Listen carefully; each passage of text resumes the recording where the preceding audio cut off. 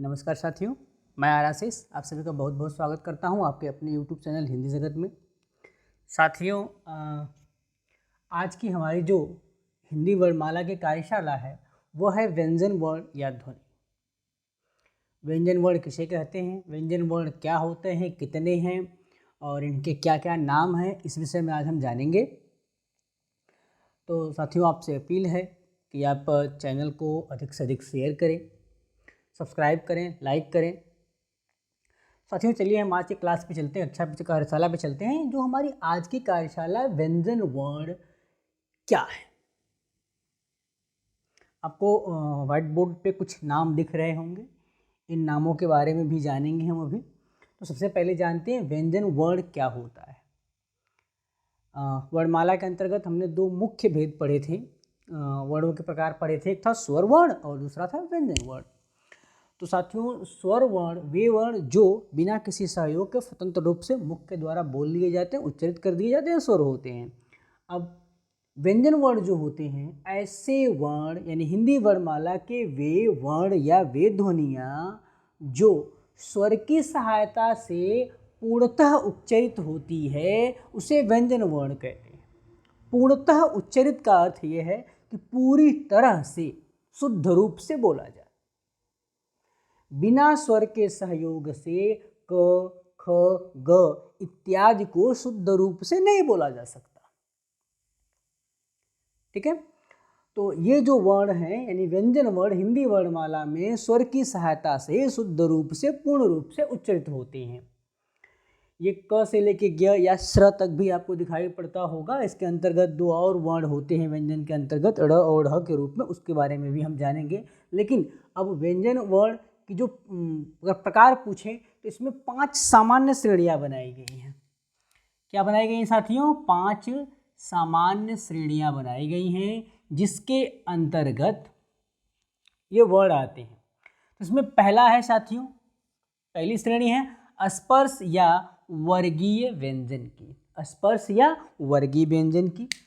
तो अब इस स्पर्श या वर्गीय व्यंजन में कौन कौन से वर्ण आते हैं, जरा हम इसे ध्यान से देख लेते हैं। इसमें क से लेके म तक के कुल 25 वर्ण आते हैं। क से लेके म तक के कुल 25 वर्ण आते हैं। हम संख्या इसलिए बता रहे हैं साथियों कि संख्या जो होती है अक्सर परीक्षाओं में पूछ ली जाती है कि स्पर्श व्यंजन कितनी संख्या कितनी होती है, अंतस्थ व्यंजन की संख्या कितनी होती है, अर्धस्वर की संख्या कितनी होती है, उसमें या संघर्षी व्यंजनों की संख्या कितनी होती है, संयुक्त व्यंजन कितने होते हैं वर्णमाला के अंतर्गत। क्योंकि बिना वर्णमाला के बाहर भी संयुक्त व्यंजन होते हैं, चूँकि ये ऐसा धन है वर्ण है, इस पर हम और बात करेंगे। उच्छिष्ट या ताड़नजात वर्णों की संख्या क्या है, या कुल वर्ण जो वर्णमाला में व्यंजन वर्ण है उनकी संख्या क्या है, या व्यंजन वर्णमाला में जो मूल व्यंजन है वो कितने हैं। तो हम साथियों अभी इसकी भी बात कर लेंगे। स्पर्श या वर्गीय व्यंजन, जरा हम इस शब्द पर चलते हैं। स्पर्श नाम दिया गया है तो कोई ना कोई कारण होगा। तो साथियों, एक छोटी सी बात है, मैं पिछली कक्षाओं में भी आपको बता चुका हूँ कि जब भी कोई शब्दावली आपके समक्ष आए तो सबसे पहले शब्दावली को समझिए। शब्दावली को जब आप समझ लेंगे तो आपसे जो भी प्रश्न पूछा जाएगा उसका उत्तर आप आसानी से दे लेंगे। सही? तो स्पर्श का मतलब होता है छूना। अब जो व्यंजन की बात, व्यंजन थोड़ा ना हमें छू रहा है या हम व्यंजन को छू रहे हैं, इन्हें हमें उच्चारित करना, बोलना है। ऐसे व्यंजन वर्ण जिनका उच्चारण करते समय जिह्वा, दंत, ओष्ठ, तालु, मूर्धा, कंठ और जो निकलने वाली श्वास है, इनका आपस में जब स्पर्श होता है और जिन ध्वनियों को बोला जाता है, उच्चारित किया जाता है, वे सभी ध्वनियाँ क्या कहलाती हैं? स्पर्श व्यंजन या वर्गीय व्यंजन कहलाती हैं। तो ये ध्वनियाँ कितनी, कहाँ से कहाँ तक? क से लेके म तक कुल 25 हैं। अब उन्हें वर्गीय क्यों कहते हैं तो जरा सा इसे देख लीजिए, मैं लिख रहा हूँ, और क्यों कहते हैं वर्गीय व्यंजन आप भी समझ जाएंगे। क, ख, ग, घ, अंग, च, छ, ज, झ, इ, ट, ठ, ड, ढ, ड़, त, थ, द, ध, न, प, फ, ब, भ, म। ये 5 हमने लिखा पंक्तियां, 5 पंक्तियां आपके समक्ष रखी हैं। एक पंक्ति में 5 वर्ण हैं, ध्यान रखिएगा साथियों। इन्हीं वर्ण के जो पहले, इन पंक्तियों के जो पहले वर्ण हैं, इन्हीं आधार पर इन्हें वर्गीय नाम दिया गया है। क वर्ग, च वर्ग, ट वर्ग, त वर्ग और साथियों प वर्ग। तो वर्गों में विभक्त होने के कारण इन्हें वर्गीय व्यंजन कहा जाता है साथियों। ठीक है, और ये ध्यान रखिएगा, क वर्ग, च वर्ग, ट वर्ग, त वर्ग, प वर्ग, ये आप कंठस्थ कर लीजिए, याद कर लीजिए। जब आपको हम संधि पढ़ाएंगे तो यह आपके बहुत ज़्यादा सहयोग आपके संधि को समझने में करेगा। अब अगला है साथियों हमारा अंतःस्थ व्यंजन या ईसत स्पर्श व्यंजन। वे व्यंजन ध्वनियाँ जिनका उच्चारण आंतरिक भाग से होता है, यानी ऊर्जा जो हमें लगानी पड़ती है बोलने के लिए वो हमें आंतरिक भाग से लगानी पड़ती है, तो ऐसे व्यंजन ध्वनियों को अंतःस्थ व्यंजन कहा जाता है। और मुख के किसी भाग को बहुत जरा सा स्पर्श करके वायु निकलती है, इसीलिए इसे ईसत स्पर्श कहा जाता है। तो इसमें आते हैं ध्वनियाँ साथियों, य, र, ल और व आता है।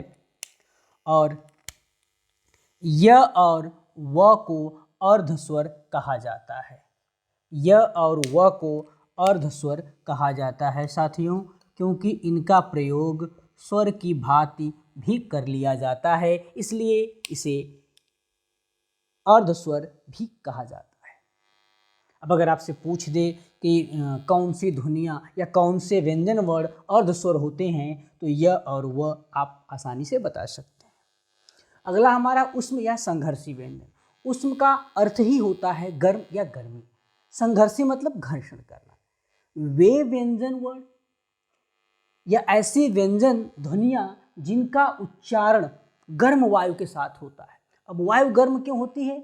जब वायु यानी श्वास जब मुख से निकलती है तो जिह्वा पर घर्षण करके बाहर जाती है, और जब दो चीज़ों के बीच में कभी भी घर्षण होगा, रगड़ होगी, तो वहाँ गर्म होना स्वाभाविक है।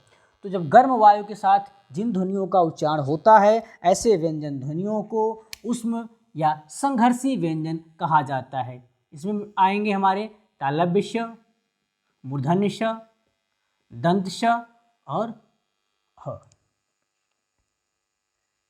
जीवा तालु भाग को स्पर्श करके जब श का उच्चारण करती है तो तालव्य श, जब मूर्धा भाग को जीवा स्पर्श करके स का उच्चारण करती है तो मूर्धन्य श, और जब सीधे दांत यानी दांत को हमारे स्पर्श करके जीवा स का उच्चारण करती है तो दंत श होता है। अक्सर आपने पढ़ा होगा बड़का श, पेटफरवा श, छोटा स, ऐसे पढ़ा होगा। कई तरीके से इसे पढ़ाया जाता है, चूँकि सिखाने के क्रम में वो सब बताया जाता है, लेकिन आप जब से बड़े होते हैं भाषा विज्ञान के जिससे ये तालव्य, मूर्धन्य, दंत, ठीक है।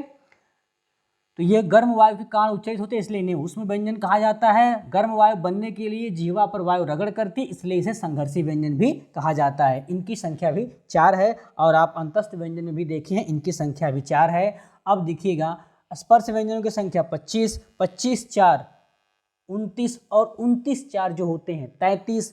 हिंदी की जो हमारी वर्णमाला है इसमें मूल व्यंजनों की संख्या जो है साथियों वो होती है 33।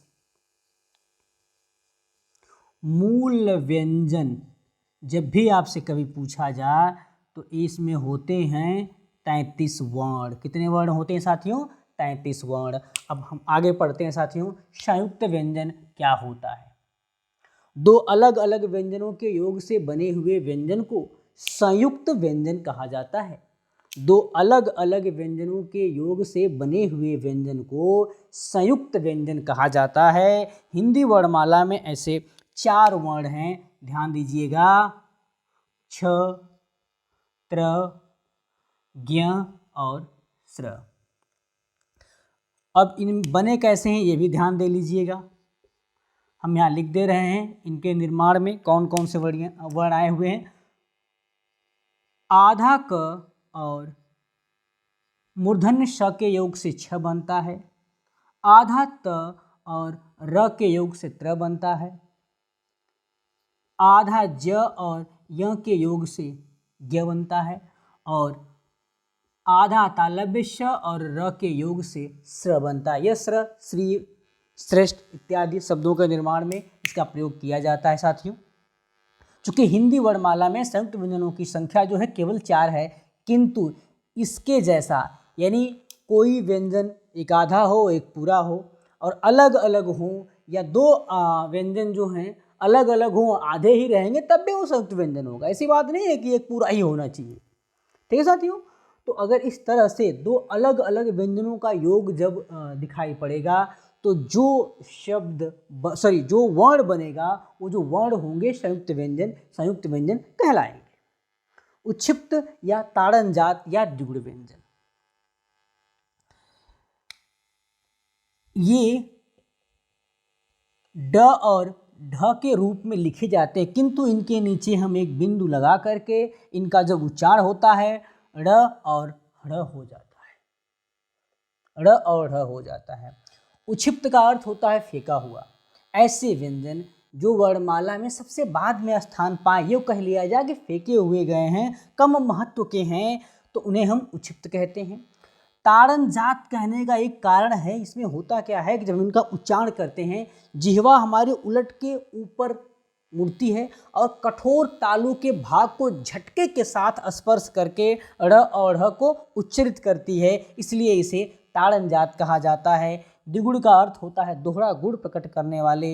ये ड और ढ की भात दिखाई तो जरूर पड़ते हैं लेकिन उसके जैसा काम नहीं करते हैं। जैसे ड से डमरू बन सकता है लेकिन ढ़ से ऐसा कोई शब्द का निर्माण नहीं होता।